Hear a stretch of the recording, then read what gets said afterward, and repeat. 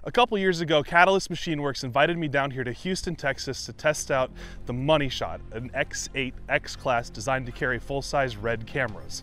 When the Komodo came out, they made the Moneyshot Mini, and now they've built the Moneyshot Mini V2 for carrying the RED Komodo.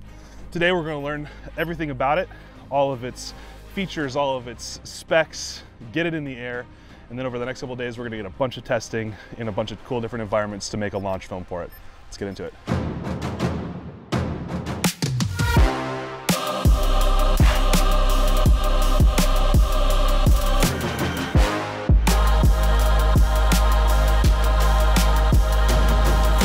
One of the primary selling points about the Moneyshot Mini V2 is that this thing runs on iNav instead of on traditional Betaflight, which means it's a little bit more complicated to fly than just arm and go like usual. So iNav, in addition to just arm, disarm, maybe a pre-arm, like it adds those extra features. So not only are we just arming, but we can also put it into return to home. It'll fly back to us wherever it is. We can put it in position hold and it'll just hold space wherever it is. So it's really important to know each of those features and how they're going to react on the Moneyshot when we're flying. So now that I know the controls for this, we're gonna take off and just do some really basic flying, just cruising around. Probably won't go for too many gaps or anything, just get a feel for the bird. It's a Y6, which means it's a coaxial tricopter. I'm thinking it might feel a little bit different than something that I'm used to, so I wanna get it in the air, feel it out before we start going for the advanced features. So Neil's gonna get the big boy plugged in, ready to go. Plugging in the big boy. Oh. All right, she's powered up. Okay, this is speeding. Red is speeding. Okay, this is initial flight 1, Nurk's very first flight. Bye. Yeah, so we're about to fly it for the first time. I feel pretty, I've flown tons of Allen's builds and they're always freaking amazing. I think I'm gonna feel something slightly different about the Y6, but only just, and I think it's gonna be really locked and that kind of like long cruisy kind of feeling. All right, I'm gonna line of sight hover here.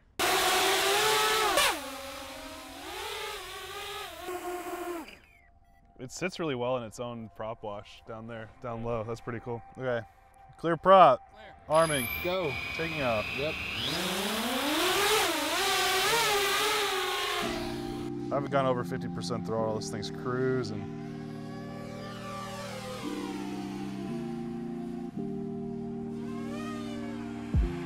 Alan, you've outdone yourself with the tune again. Nice. Nailed it.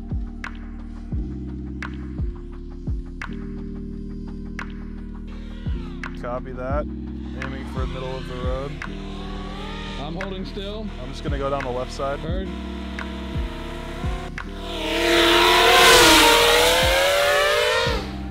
Dude, yeah, this thing is on rails.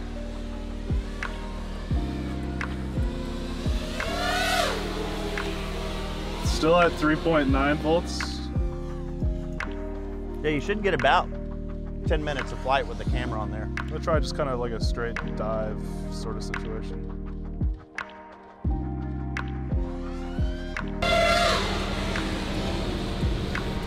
I feel weirdly confident for there being a red on there. That's a good sign. Let me know if you do a flyby again. Copy. Meaning you felt uncomfortable or meaning you want to film it? I want to film it. Okay. I trust you. I will tell you if I feel uncomfortable. Dude, it sits down on its own prop wash so well.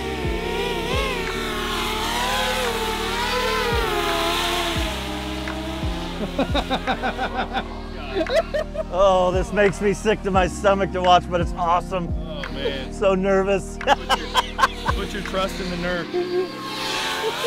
Oh. I think the reaction from you guys is more fun than Paul's. Oh, Every time we produce one of these things, it's like a child, right? We let that child out in the world. So our child is in his hands right now. Coming by behind us. Heard.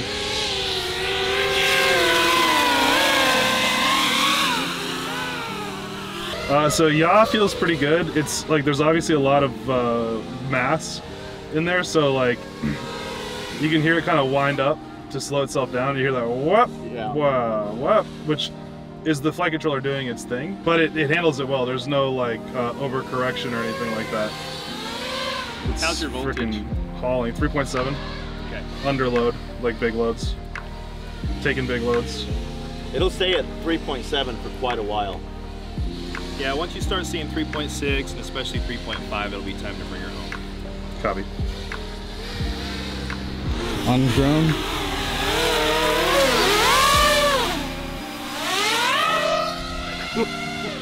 Oh my God. Dude, she awesome. moves. That was pretty sick. Yeah, I mean, bring Nerf. I feel super confident. Like, tree gaps, whatever, no big deal. I don't even know what he did there, but that was cool.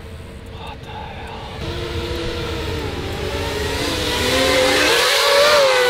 An orbit around us.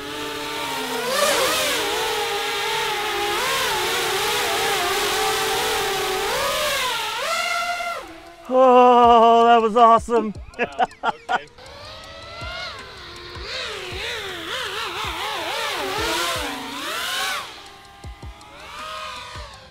Alan, we have some practice to do, man. We can't fly anywhere near like that. All right, I just build them. I let Nerf do the flying. All right, landing.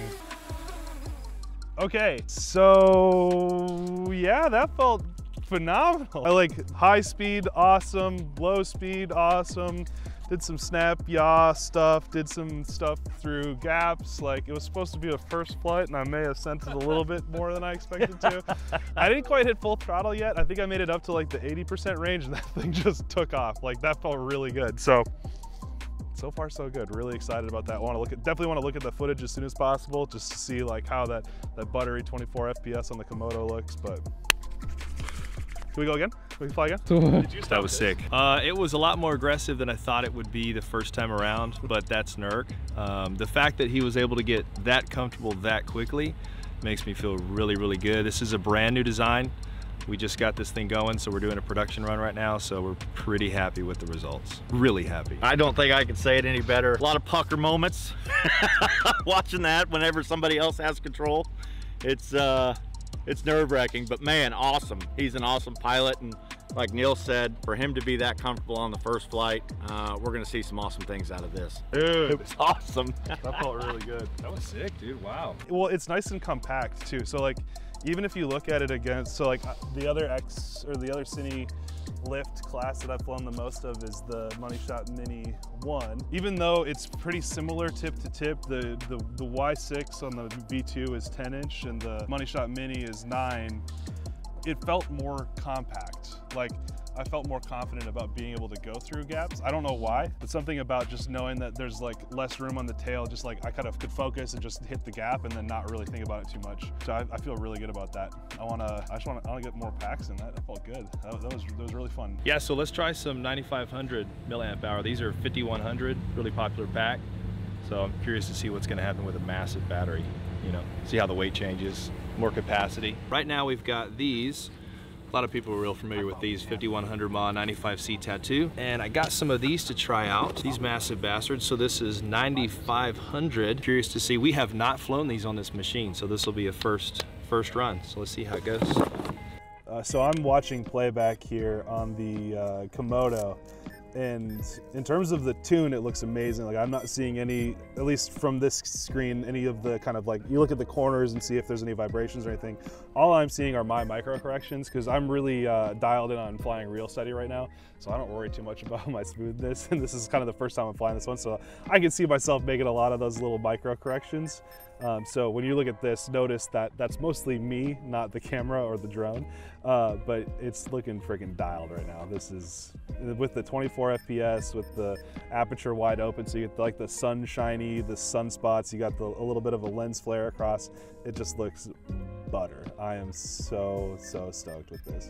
I can't wait to see it like chasing something, or, you know, having something that's stationary in frame so that everything else motion blurs and falls away. It's gonna look so good. On board here, we're running obviously the red Komodo, and we have the Laowa 9mm lens, which is probably a little bit wider than most people are gonna run it. I think people generally like the 12mm Laowa, but this is such a perfect setup for FPV because it's nice and compact. It's nice and, you know, you can shoot it in 6K 24 with the red raw codec, which directors love to see. This thing is the money. We're going to demonstrate changing the quick release battery trays out. We put these gigantic batteries on here. This is single button release, so it's off. We're gonna put it in here, and it's on. That's it. Okay, so here's what we had. We got 2 battery trays, so you had to do it twice. It's just a little bit more cumbersome, right? Because you got to keep track of the 2 battery trays. You've got more weight, more complexity. Yeah, so that's the advantage of one of the advantages of the new machine. So the next thing we're gonna do is test the endurance of it. So we're gonna just cruise at like a 30–40%, probably like a 35 to 40% throttle, just in laps until the battery is done, and then see how long we get out of it. And this is with those bigger batteries. China Hobbyline 9500, I think they're 90C and they are 6S.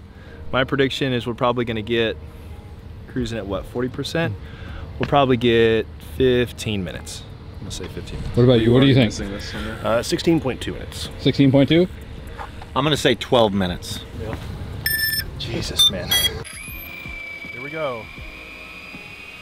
At this point in the video, you might be asking yourself, why 6? Well, less motors means less arms, means less weight, means less props striking at the air, reducing the actual voltage pull and increasing efficiency. Okay, so we are now 6 minutes and 30 seconds in, and we just bumped into the 3.8 volts per cell range. So it's still cruising. We're going all the way down to 3.5 before we really need to think about bringing it in.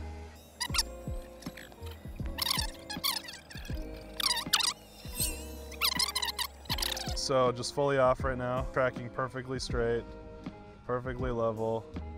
The Moneyshot Mini my V2 is gosh. going to be offered with both 8S and 12S batteries. For this test, we're running big 12S batteries, but we've seen similar performance, if slightly less top-end power, on the 8S version. We're 12 minutes and 15 seconds, and we finally crossed into 3.6, aiming to land somewhere in the 3.5 range. What I think I'm gonna do is go until I see a 3.4, and that's when I'm gonna put it down. For now, we're sitting at 12.5 minutes. That's pretty nuts. With a full Komodo, almost 10 amp 12S. That's ridiculous. and I'm running at, like, take a look at my throttle right now. What am I running at about? Less than 50, so like 40, 45? You're right around 50. So with the extra... Sick!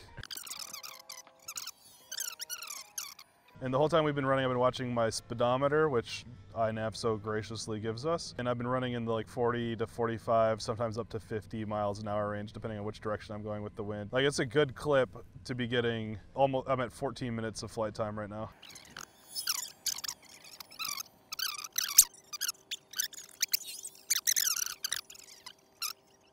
Just crossed over 15 minutes.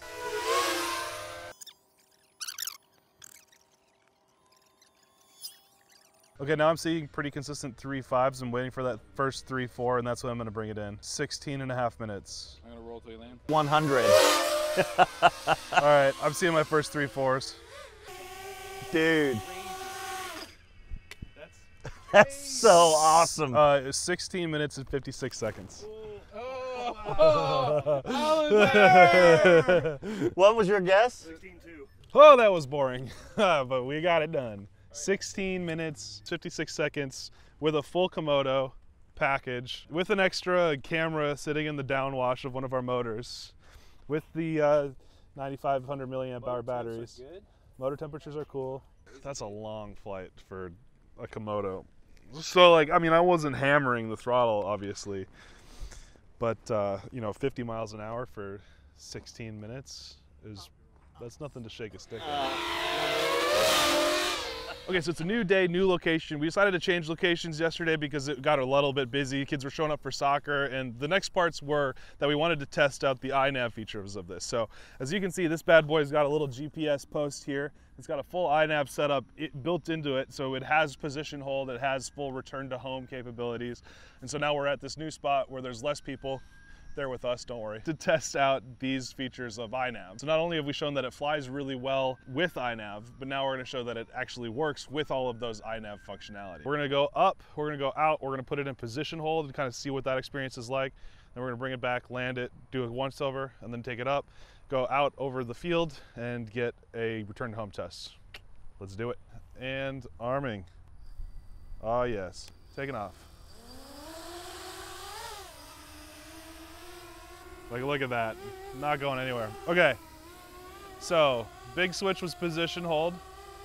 So we're gonna drop it into position hold in 3, 2, 1. Middle throttle. Hands fully off. There's a BGH1 on that bad boy over there, just chilling.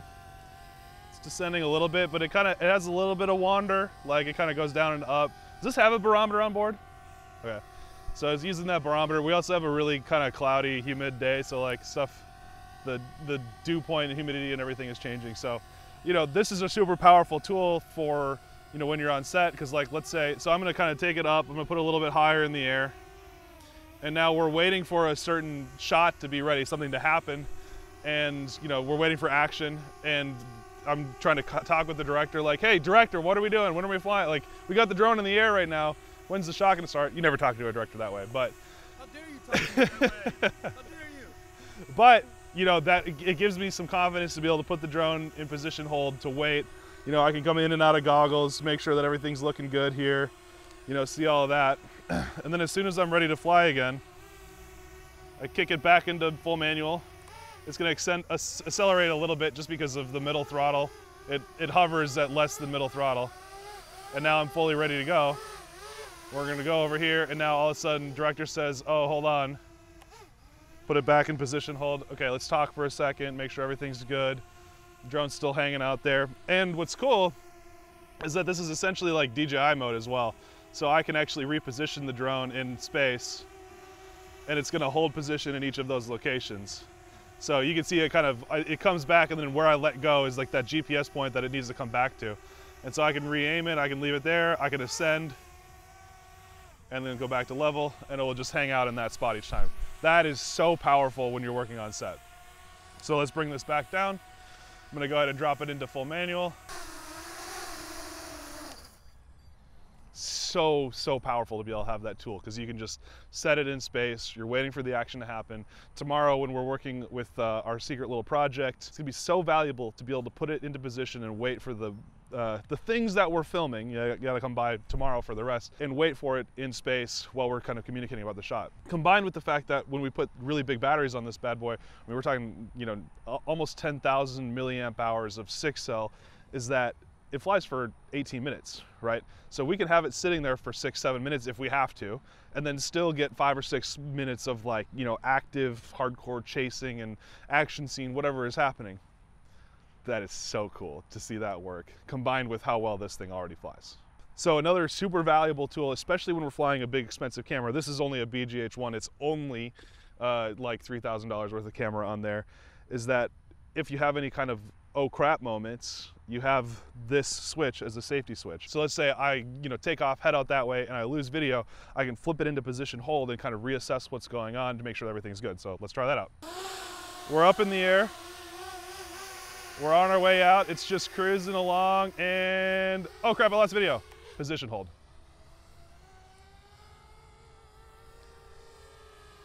So it immediately stops, comes back into the position that it's going, and now, you know, say I was accidentally behind a building or something like that, I can get out over here. Okay, I got video back, put it back in, drop it into manual mode, and away we go. Okay, so I want to go back to where we were filming. So I am getting it into position hold, set throttle to the middle or so, and I'm going to move my body back over here because I think it would be better if I'm operating from this spot, and I'm ready to go again.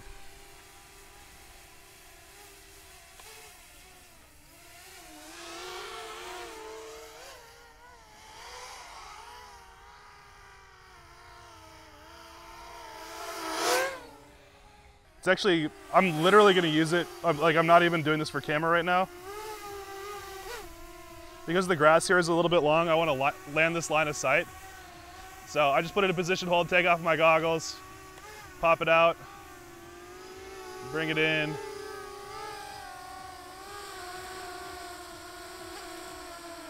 Disarm. Oh, it's so cool to have that. So, it flies really well. Flies for a long time, and it has position hold, but now what happens if you fail safe? Okay, so the next demonstration we want to do is return to home. And this is essentially mostly to be used like in the event of a fail-safe. So say that we lose connection or something happens on set that, you know, I don't know, maybe somebody just comes by and cuts your antenna off. I don't know. But we want to have the drone to have the ability to, like, you know, go into position hold, take off, fly up, fly over, and come back and land in the event that you ever lose control. So we have basically we have a redundant system, because there's a situation in case you lose video, you can put it in position hold, wait, figure out where it is. And if you have a fail-safe of a control link, then you can put it in return to home, and it will come back and return. Not only that, but if this thing fail-safe, so like you have some sort of interference, it's also going to be able to go into return to home, come lift off, come over, and land itself. So what we're gonna do is just demonstrate manually setting it into return to home, let it come all the way back, land itself, and we'll be good to go. Let's do it. So I'm gonna fly it out FPV and trigger the return to home from there. Okay, arming. Clear. Taking off. Clear.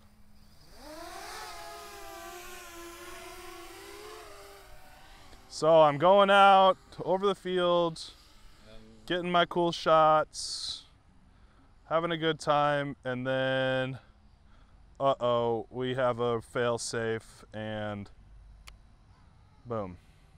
Now I'm fully hands off the controls. The drone is going to climb to a designated height, which we can change. We're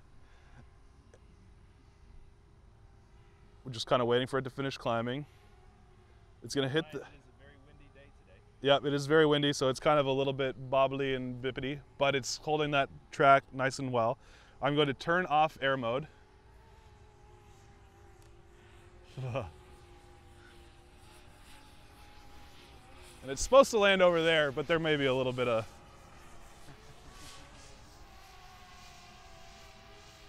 It turns back the direction that it left from, cuts its engines completely apparently. And it's on its way down. I'm still hands off. I'm ready to take over in case anything goes weird.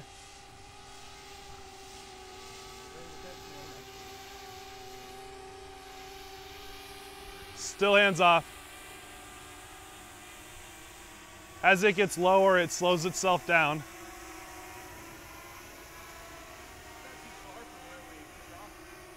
No, it kind of came over this way, and it's slowly working its way back over towards where it was. Now, obviously this takes a while, so like what I would typically do once I get control of it again is put it out of return to home, disarm, out of return to home.